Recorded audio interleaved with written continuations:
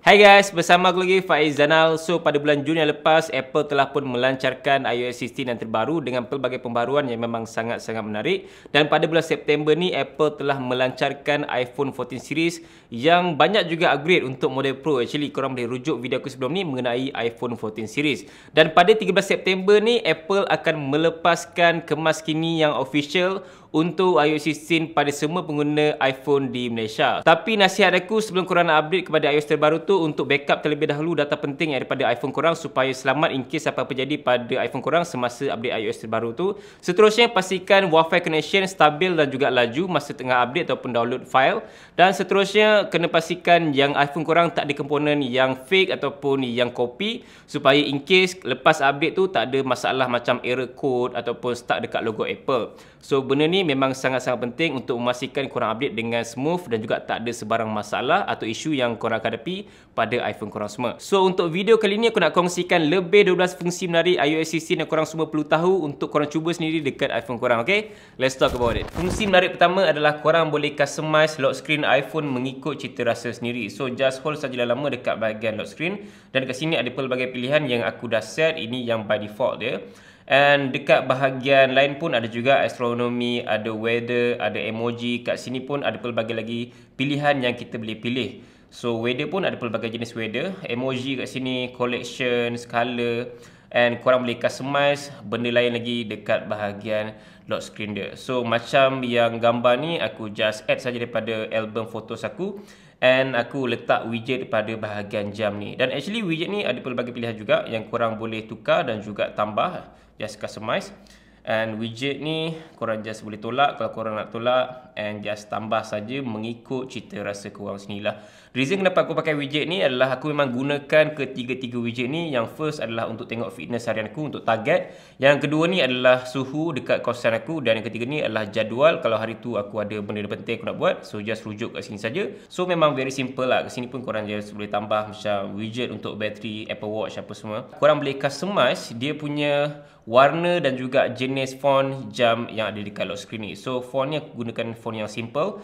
Tapi ada juga font yang cantik yang korang boleh pilih ikut cita rasa sendiri. Cuma tak banyak sangat lah. Ada a few saja font yang korang boleh pilih kat sini. Pilihan warna pun korang boleh ubah dekat bahagian bawah ni. Just pilih saja warna apa yang korang nak dan ikut kecerahan dia juga kat sini. So memang very simple. So kalau macam kita rasa dia punya warna tu nampak bosan, korang just boleh swipe ikut warna yang dia dah set kat sini. So ini adalah warna black white, ini warna sepia. And ada few lagi lah color yang memang menarik untuk korang nak cuba sendiri dekat bahagian lock screen dia. So aku just set. Tapi yang ni pun menarik juga actually. Kalau korang ada gambar portrait, korang just boleh gunakan gambar portrait macam ni. Dan dia punya portrait tu akan overlay dekat bahagian jam ni. So transition tu memang smooth gila. Tapi yang paling smooth aku rasa adalah astronomy punya transition ni lah. So kalau aku pilih yang ni, and kalau aku swipe, nampak dia punya bumi tu akan ikut sekali dengan aku punya home screen. So memang sangat-sangat menarik untuk bahagian lock screen yang kita boleh customize sekarang ni dekat iOS 16. Fungsi customize lock screen untuk iOS 16 ni memang adalah macam Apple Watch dia sebenarnya. So kalau korang tengok Apple Watch yang aku guna sekarang ni lebih kurang sama je.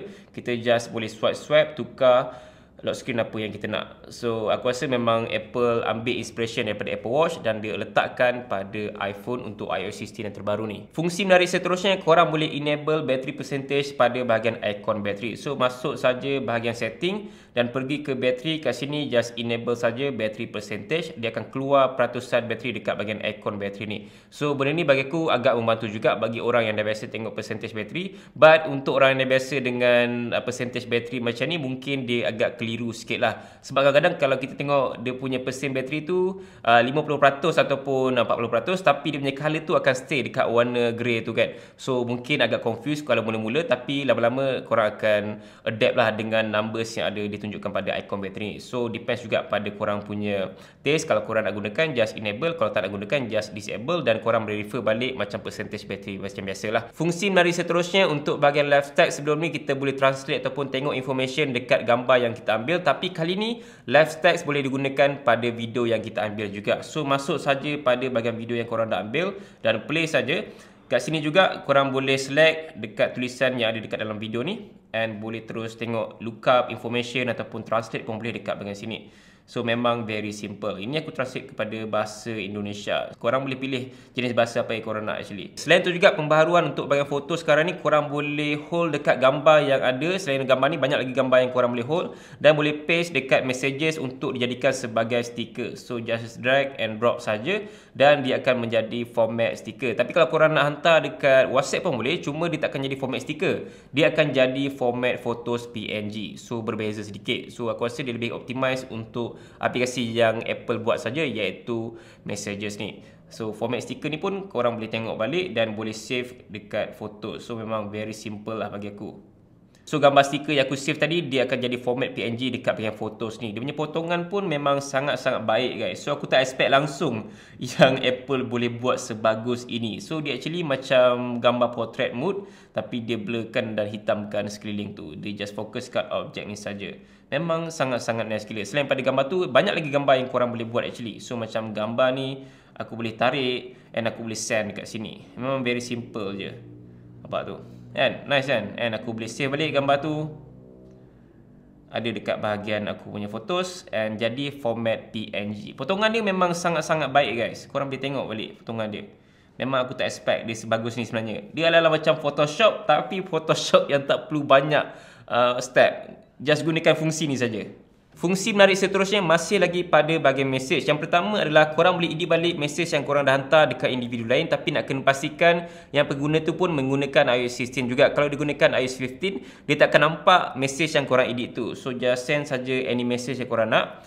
Hold lama-lama dekat bahagian message tu dan tekan edit dekat sini. So ubah saja message apa yang korang nak. So kalau digunakan iOS 16, dia akan nampak message tu telah pun ditukar. Tapi kalau dia menggunakan iOS yang lama, dia akan keluar kat sini bahawa pengguna tu masih dengan software yang lama lah. Selain tu juga korang boleh unsend message yang korang dah send tu. So kalau korang tersilap send message tu, just tekan saja undo send dekat bahagian sini. And very simple kan, dia akan hilang automatically. Selain itu juga korang boleh unseen message yang korang dah tengok dekat individu yang hantar dekat korang tu. So misal kata kalau korang rasa time tu tengah busy ke apa, tapi dah terbuka message tu, tiba-tiba orang tu tanya, dah baca kenapa tak balas kan? Jangan risau, sekarang ni untuk iMessage korang boleh unseen balik message yang korang tengok tu. Just masuk saja pada bahagian messages, just slide saja ke kanan dan tekan option ni, dia akan menunjukkan warna biru menandakan bahawa kita tak baca lagi message yang orang hantar tu. Kalau korang masuk baca, warna biru tu akan hilang kat sini. So just unseen saja message yang korang nak unseen tu. Selain tu juga ada fungsi voice detection pada bahagian keyboard untuk iOS 16 kali ni. So korang just cakap saja, dia akan automatically type apa yang korang cakap tu tanpa kita sentuh sebarang keyboard dia. So just tekan saja button kat bawah ni. Hi guys, are you okay?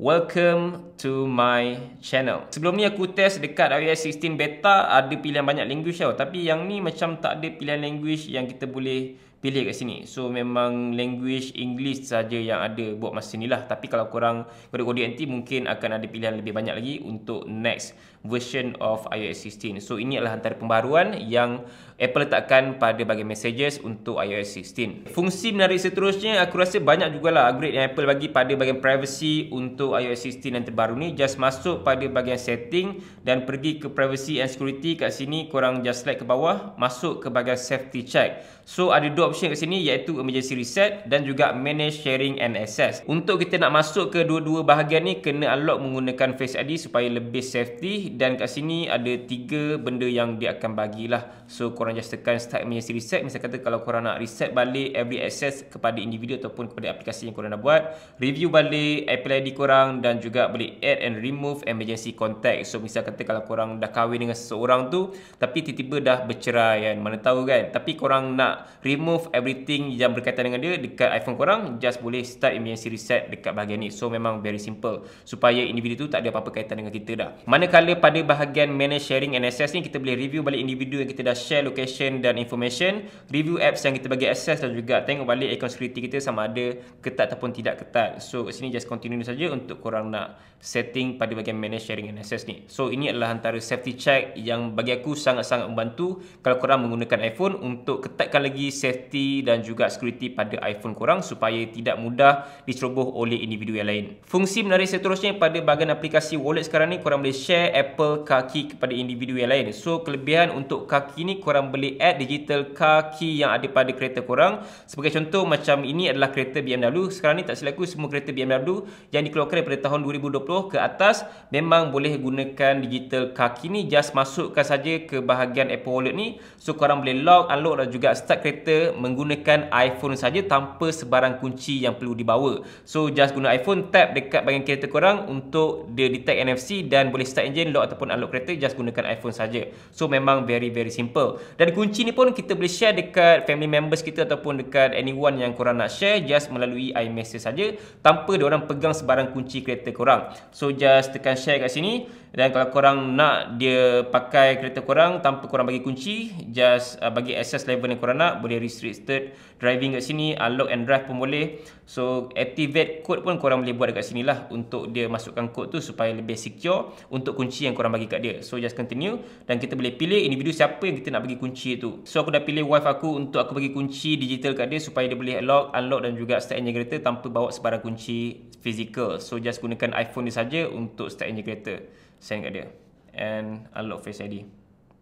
So ini adalah security yang ketat juga Apple bagi untuk Apple Car Key ni. Fungsi menarik seterusnya masih lagi dekat bahagian aplikasi wallet. Dekat Malaysia memang kita dah boleh gunakan Apple Pay untuk buat sebarang pembayaran, just gunakan iPhone saja. So just tambah saja kad debit ataupun kredit dekat bahagian sini. Korang akan nampak any information, just scan korang punya kad bank, tapi aku difahamkan tak semua bank yang support. Ada few saja, antaranya adalah Maybank. So kat sini antara pembaharuan yang sedikit berbeza daripada iOS 15 adalah ada bahagian order dekat bahagian atas ni. So misal kata kalau korang order menggunakan Apple Pay, mungkin dia akan keluar dekat bahagian sini lah. So itu adalah antara pembaharuan untuk iOS 16. Selain itu juga ada features Apple Pay Later. Apple Pay Later ni akan membolehkan untuk korang bayar produk yang korang beli tu sebanyak 4 kali dalam masa 6 minggu. Dan juga paling penting sekali adalah zero interest guys. So itu adalah antara yang menarik sekali dengan Apple Pay Later. Mungkin dia akan memudahkan untuk pengguna nak beli barang yang terlalu mahal tapi tak ada duit yang terlalu banyak masa tu kan. So mungkin korang boleh beli, bayar secara ansuran, dan paling penting sekali adalah 0% interest. Yang seterusnya pada bahagian fungsi fokus, sekarang ni memang lebih advance daripada sebelumnya. Korang boleh customize everything dekat bahagian fokus. Masuk je kat sini dan pilih jenis fokus apa yang korang nak. Aku akan pilih yang work ni. So kita boleh customize jenis lock screen dan juga home screen dekat iPhone kita mengikut do not disturb ataupun fokus yang kita nak. So untuk work focus ni kita boleh customize lock screen yang kita nak kat sini. So korang just boleh pilih anything, dan kita juga boleh customize pada bahagian dia punya home screen. So kat home screen pun kita boleh pilih jenis apps apa saja yang kita nak kalau kita enable fungsi focus work tu. So ini adalah antara apps yang aku akan enable untuk bahagian focus work. So done and add. So kat sini aku akan pilih yang very simple ni. Dekat Apple Watch aku akan pilih yang ni. So bila kita dah set everything, dekat bahagian choose apps pun kita boleh set apps apa yang kita nak dia keluar notification, apps apa yang dia akan silent. So kat sini pun antara benda yang advance juga untuk bahagian fokus yang baru ni. Choose people pun kita boleh pilih siapa contact yang kita nak untuk receive notification call apa semua, siapa yang kita tak nak untuk receive notification semua. And aku boleh enable features focus dekat sini. So bila aku dah pilih work, everything kat sini dia akan berubah. Tak macam yang biasa tadi. So kalau aku pilih do not disturb kat sini, everything dia akan ubah balik seperti yang sedia kala. Ini adalah antara pembaruan yang besar juga untuk bahagian lock screen dan juga home screen untuk fokus iOS 16. So aku rasa benda ni sangat membantu untuk korang yang nak fokus pada kerja ataupun anything yang korang boleh set dekat bahagian fokus ni. Macam work, eat, driving, gaming, sleep, personal dan banyak lagi fokus yang korang boleh tambah dekat sini. Fungsi menarik seterusnya mungkin ramai tak tahu, tapi kita boleh show ataupun hide notification yang kita dapat dekat bahagian lock screen tu. So just swipe saja ke atas untuk kita tengok notification yang kita dapat tu. Kita boleh swipe ke bawah untuk hide segala notification yang kita dapat tu. So memang very simple. Untuk kita nak mainkan lagu pun just boleh tekan Apple Music, and kat sini dia akan tunjuk lagu yang kita mainkan tu dekat bahagian bawah, bukan lagi dekat bahagian atas. Dan untuk kita nak tengok notification, just swipe saja ke atas. Untuk hide dia, swipe saja ke bawah. So dia akan fokus dekat lagu tu saja. So memang very simple kan untuk iOS 16 kali ni. Selain itu juga yang baru lagi dengan iOS 16 kali ni adalah korang boleh unlock Face ID just secara melintang saja tanpa korang perlu tegakkan smartphone. So misal katalah kalau korang tengah tengok Netflix, tengah short kan, tiba-tiba tengah tengok macam ni tertekan pula power button, dia terlock pula screen kan. Jangan risau, jangan gerakkan phone macam ni. Korang just keep saja pegang macam ni dan just swipe saja untuk unlock iPhone korang. So ini adalah antara pembaharuan yang Apple letakkan untuk iOS 16 yang menggunakan Face ID. Fungsi menarik seterusnya yang mungkin ramai tak tahu, sebenarnya korang boleh kawal Apple Watch korang just menggunakan iPhone saja. So just masuk bahagian setting. So kat sini search Apple Watch. Pilih Apple Watch remote screen, enable saja dekat sini. So just loading sikit. Korang boleh kawal Apple Watch just gunakan iPhone. So kat sini sebagai contoh aku nak kawal dia punya bahagian setting dia. Nampak Apple Watch akan ikut sekali. Ini bahagian crown dia. Aku tak sure apakah kelebihan sebenar untuk features ni, tapi bagi aku dia agak underrated dan juga menarik jugalah untuk korang nak set Apple Watch just menggunakan iPhone saja. Mungkin kalau korang nak tengok skrin lebih besar ataupun nak guna iPhone tanpa gunakan Apple Watch, korang bolehlah gunakan setting ni untuk AirPlay mirroring dengan Apple Watch yang korang gunakan sekarang ni. So just boleh buat segala benda yang ada pada Apple Watch gunakan iPhone saja. Cuma dia tak berapa nak smooth sangat tau. Dia mungkin ada lagging sedikit lah dekat iPhone.